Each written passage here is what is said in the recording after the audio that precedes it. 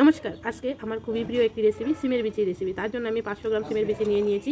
সিমের বিচিটাকে একটা পাত্রে সিদ্ধ করে নিয়েছি, গ্যাসে বসিয়ে সিদ্ধ করার পর একটু বিচিগুলি সিদ্ধ হয়ে দিয়েছে ভালোভাবে। এখন মাছটাতে আমি লবণ আর হলুদ দিয়ে দেবো। হলুদ আর লবণ দিয়ে ভালোভাবে মিশিয়ে নেব মাছটাতে। হাত দিয়ে মিশাতে হবে, না হলে ভালোভাবে মিশবে না লবণটা আর হলুদটা। ভালোভাবে হাত দিয়ে মাছের উপর নিচে ভালোভাবে মিশিয়ে দিচ্ছি। একটা কড়াইয়ে তেল গরম করে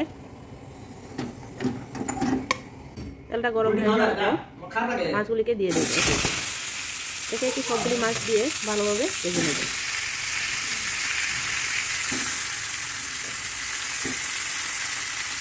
মাছগুলি ভাজা হয়ে গেছে।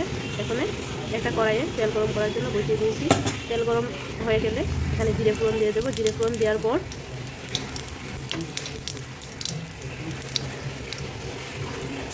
পেঁয়াজ দিয়ে দিচ্ছি, গোটা গোটা করে কেটেছিলাম। এই পেঁয়াজগুলি দিয়ে দিলাম। পেঁয়াজগুলি দিয়ে দেওয়ার পর কিছুটা নেড়ে চেড়ে ভেজে নেবো। নেড়ে চেড়ে ভেজে নেওয়ার পর লঙ্কা পেস্ট করেছিলাম, লঙ্কা পেস্ট দিয়ে দিচ্ছি। লঙ্কা পেস্ট দিয়ে দেওয়ার পর জিরা ধনে সবগুলি দিয়ে দেবো কিছু করে। জিরাগুলো দিয়ে দিচ্ছি হালকা করে। লঙ্কাগুলো দিয়ে দিলাম।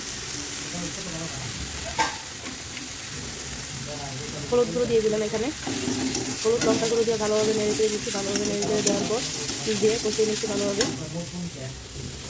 সিমের বিচি দিয়ে দিলাম। এখানে সিমের বিচি দিয়ে ভালোভাবে নেড়ে চেড়ে মশলাটার সাথে একসাথে কষাতে হবে। মশলাটার সাথে একসাথে কষিয়ে নিলে টেস্টটা ভালো আছে। মশলাটা আর সিমের বিচিকে ভালোভাবে একসাথে কষিয়ে নেবে। এখানে পরিমাণ মতো লবণ দিয়ে দিচ্ছি, আপনারা আপনাদের পরিমাণ মতো দিয়ে দেবেন। লবণটা আমি সিমের বিচিগুলি এর সাথে মিশিয়ে নিচ্ছি। মিশিয়ে নেওয়ার পর ওখানে ভালোভাবে সিমের বিচি আর মশলাটা একসাথে কষানো হয়ে যাবে। কষানো হয়ে যাওয়ার পর মাছটা দিয়ে দিতে হবে। মাছটা দিয়ে ভালোভাবে নেড়ে চেড়ে দিতে হবে। নেড়ে চেড়ে দিয়ে ভালোভাবে কিছুক্ষণের জন্য কষাতে হবে। সেভাবে হালকা করে স্লো ফ্লেমে রেখে কষাতে হবে। কষানো হয়ে যাওয়ার পর জল দিয়ে দেবো পরিমাণ মতো। জল দিয়ে একটু নেড়ে দেবো। নেড়েছে এখানে কিছুক্ষণের জন্য অপেক্ষা করবো। প্রায় 15 মিনিটের জন্য অপেক্ষা করবো। সিমের বিচিটা সিদ্ধ না হলে ভালোভাবে সিদ্ধ হয়ে দেখুন এখানে সিমের বিচি আর ঝোলটা একসাথে সিদ্ধ হয়ে গেছে। এখানে ধনেপাতা দিয়ে দিয়েছি। ধনেপাতা দিয়ে একটু ভালোভাবে মিশিয়ে নিয়েছি।